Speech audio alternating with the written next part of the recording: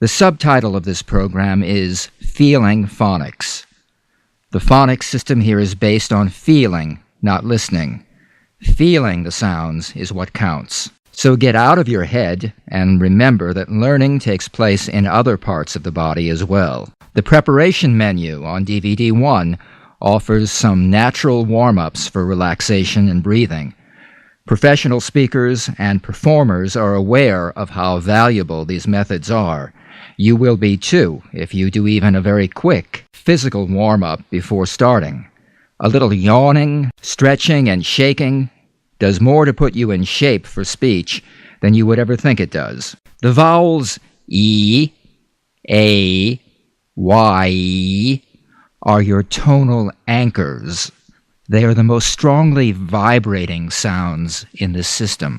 They begin as vibration in the vocal cords, but become greatly enriched as you learn to focus the sound waves on the hard palate, and more particularly on the gum ridge behind your front teeth. When you can regularly produce E, A, and Y as strongly vibrating tonal vowels, it is the single biggest contribution you can make to improving every aspect of your speech, for being understood clearly, distinguishing between long and short vowels like date and det, for clearly producing the second stage of two-stage vowels, I,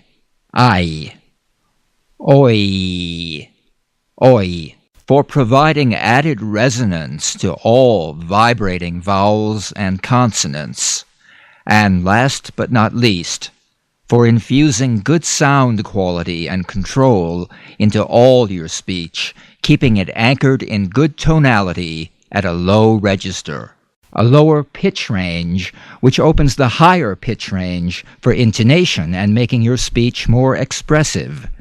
Mastering E, A, and Y will take you a long way. DVD 2 covers the structural vowels, the vowels that have a shape or structure that you can see and feel. In this system, they are assigned a number corresponding to the size of their lip shape. Number 1 is the smallest. Ooh. Ooh. Number 5 is one of the largest.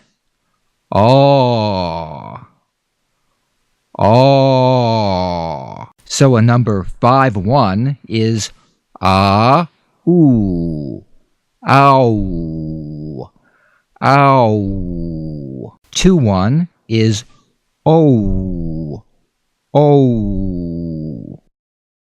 3 is the midway position, aw, aw. 4 is aw, as in awed. 6 is ah, ah. 6Y is I. 3Y is oi, oi. Giving good lip shapes to these vowels not only provides good pronunciation, but helps create a voice box or megaphone behind the lips. This is how actors project their voices to the back row of a theater, without shouting, with no apparent effort. And good structural action will enable your voice to carry effortlessly in a public speaking environment, or when you want to be heard over the background noise on a busy street, or in a noisy restaurant. In an increasingly noisy world, being able to project your voice is a real advantage. All these major vowels, both tonal and structural, are color-coded in yellow. For example, at least he died in the world's greatest laboratory. At least he died in the world's greatest laboratory. At least he died in the world's greatest laboratory. The short grunt-like neutral vowels we call neutral 1, 2, 3, and 4, I, These are just in white. They're often interchangeable. The important thing is to keep them very short, treat them very different from the major vowels. On DVD2, you'll learn that one way to do this is to focus vocal energy on the surrounding consonants. Play the consonants on either side of the neutral vowel and treat the vowel like it is the shortest distance between two consonants. For example, here's a sentence with neutral vowels Treat good, simple lesson, brother, as good, simple lesson, brother. Good, simple lesson, brother. Good, simple lesson, brother. Another technique, and this is specifically for foreign or regional accent reduction, is to color one neutral vowel with another, pronouncing took as tuck and tuck as took, for example, resists the tendency to slip into speaking a larger vowel.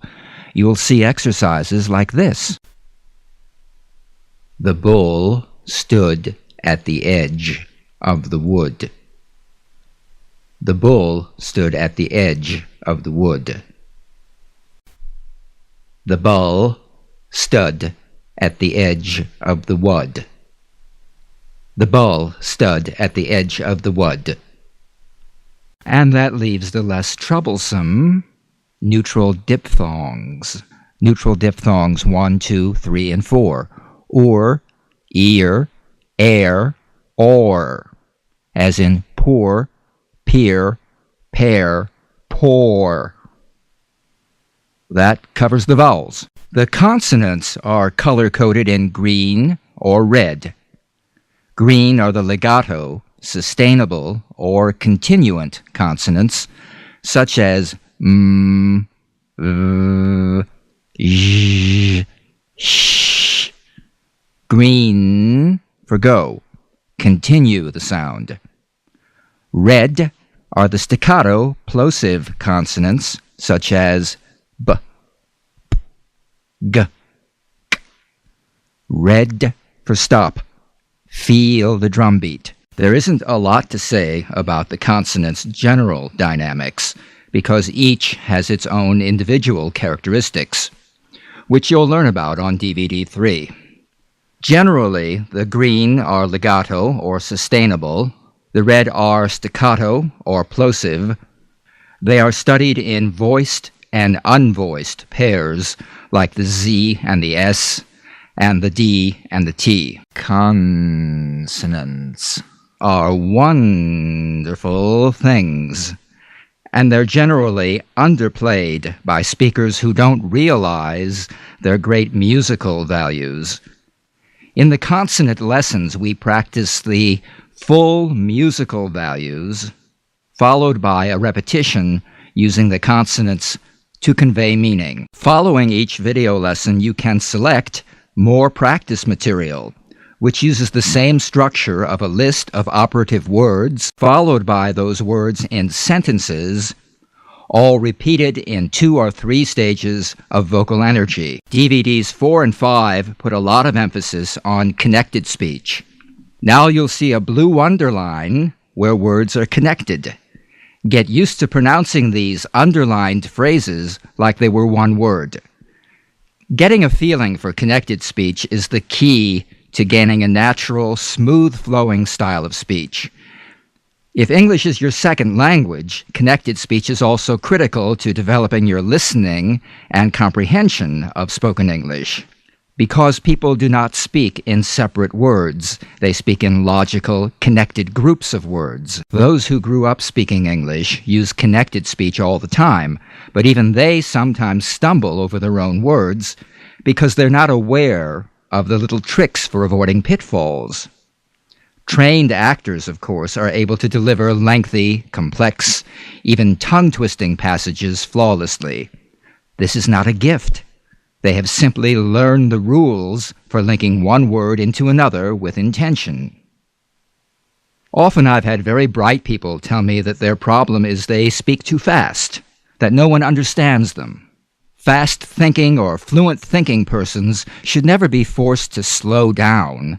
They must simply learn speaking skills that will enable them to keep up with their fluent thought processes. When they've learned to articulate their consonants and to link them together skillfully, their problem is solved. Intonation and rhythm patterns go a long way in carrying the meaning across in English.